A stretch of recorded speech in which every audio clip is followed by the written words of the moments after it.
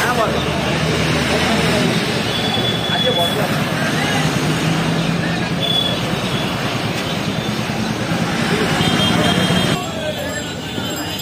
আরে প্রভু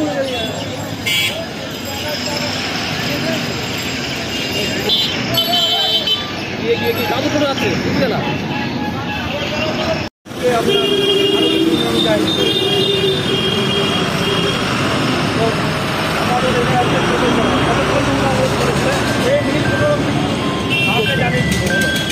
জন্য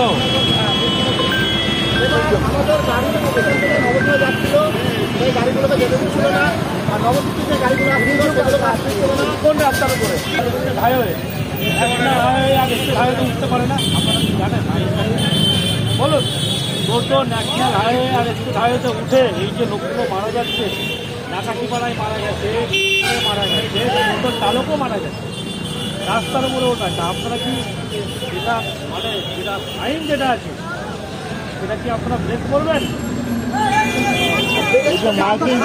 আমরা খাবো কি স্যার? ভেতরে ভিতরে আমাদের করার লোক হয় ওঠা যাবে না। কিছুদিন থেকে টোটো হাইওয়ে উঠতে দিচ্ছে না, মানে কি প্রচার করছে, যার ফলে আজকে একটা দুটো টোটো না আজকে হাজার হাজার টোটো মানে 20-22 বছর ছেলের থেকে 60-65-70 বছর বয়স্ক মানুষ অব্দি টাউনের টোটো চালাচ্ছে। এগুলো মানে কি না দেওয়ার জন্য মানে কি আমাদের মানে কি পেটে ভাত লাথি মারা হচ্ছে, এমন একটা পরিস্থিতি পর্যায়ে চলে যাচ্ছে। তাহলে আমরা কী করে খাবো? সেই জিনিসটা মানে কি প্রশাসন মানে কি একবারে আমাদের কাছের মানুষ খুব ভালো মানুষ, হ্যাঁ সেটা একটু দেখুক নজরে, হ্যাঁ আমরা এটাই কামনা করি। এছাড়া তো কিছু না, আমরা মানে কি 200-400 টাকা একটা রোজ মানে কি করে আমাদের ফ্যামিলির ওপরে একটা টোটোর ওপরে 4-5 জন ফ্যামিলি মানে সংসারে চলাফেরা করছে। তাহলে আমাদের পরিচালনাটা কী? এই তো মানে কি দেশের পরিস্থিতি, আমাদের কোনো কাজকর্ম নেই, আমাদের কাজ দিয়ে আমরা জীবন হাতে করে আমরা রাস্তা উঠবই না। আজকে এটা বলছি না যে লকডাউনের পর থেকে যে এত টোটো হয়েছে, বোম্বে গুজরাট ছেলে পেলে ছিল, সেখান থেকে এসে এখানে টোটো একটা কিনে বন্ধক লোন ফোন হাঁটাবাটা অভিযোগ করে, হ্যাঁ দেখ টোটো কিনে হয়তো কোনো কাছে তার ফ্যামিলিটাকে চালাচ্ছে কিন্তু ডালভাত করে। আমার তো 40,000 50,000 টাকা মাইনাও তো মানে কোনো কাজকর্ম কিছু নেই, আমাদের জাস্ট 10,000 টাকা একটা মায়না 15,000 টাকা মায়না যদি হয় তাহলে কেউই তো টোটো চালাবে না। আজকে কাজ পশ্চিমবাংলা নেই বলেই তো আজকে এই পরিস্থিতি। কিন্তু হাই রোডে তো টোটো চালানো যাবে না, এরকম একটা নির্দেশিকা আছে না, ঠিক আছে, কিন্তু তাহলে আমাদের তো টাউনে না আসতে পারলে একটা ডাক্তার ভর্তি থেকে যেতে পারে, তাহলে তো আমরা কি করবো? এটা তো ন্যাশনাল রোড না, এটা এমনি আজকে যদি এটাই যদি বলে তাহলে এটা পঞ্চায়েতের এলাকা, পঞ্চায়েতের উপর দিয়ে তো সমস্ত গাড়ি ঘোড়া চলছে। আজকে পৌরসভার যদি চেয়ারম্যান কাউন্সিলর যদি বলে যে আমার পঞ্চায়েত আমি উঠতে দেবো না, ঠিক আছে, তাহলে আমরা তো তাহলে বলতে পারি যে আমাদের পঞ্চায়েতের এলাকা করে হ্যাঁ আমরা এদিকে গাড়ি ভাড়া দেবো। আপনার নাম? আমার নাম সাধন চক্রবর্তী। আপনি পেশায়? হ্যাঁ টোটো চালক। হ্যাঁ টোটো চালক। আজকে এই যে অবরোধ করেছিলেন টোটোওয়ালারা, তা শান্তিপূর্ণ সমাধানের কোনো রাস্তা বেরোলো?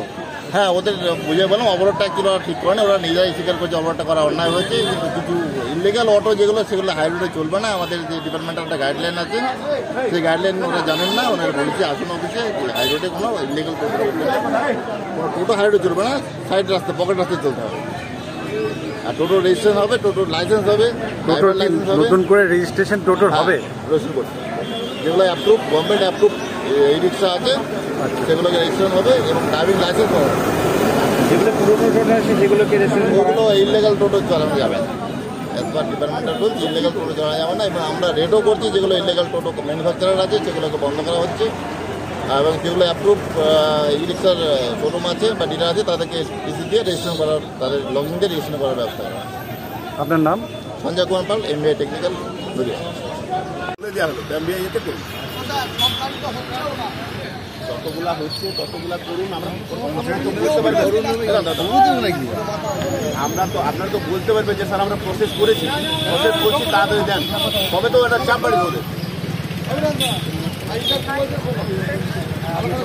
আমি বারবার করে বলে দিচ্ছি আপনারা আমার লোক আছেন, আমি আইসি নগর, আমি চাই না আপনাদের সঙ্গে কোনোরকম কোনো খারাপ ব্যবহার করছি। ওরা এলো, ট্রাফিক পুলিশটা এলো, বললো, এমবিআই এলো, এমবিআই বললো যে আপনারা সুপ্রিম কোর্টের গাইডলাইন এটা ইমপ্লিমেন্ট করতেই হবে, আইন না হয় যদি পরে করতে হবে। তো আপনারা যদি এরকম করেন তাহলে আমাদের সঙ্গে খারাপ ব্যবহার করতে হবে। আপনারা প্রক্রিয়া শুরু করুন, সঞ্জয় যেটা বললেন, কাগজপত্র দিয়ে আরটিআইওর কাছে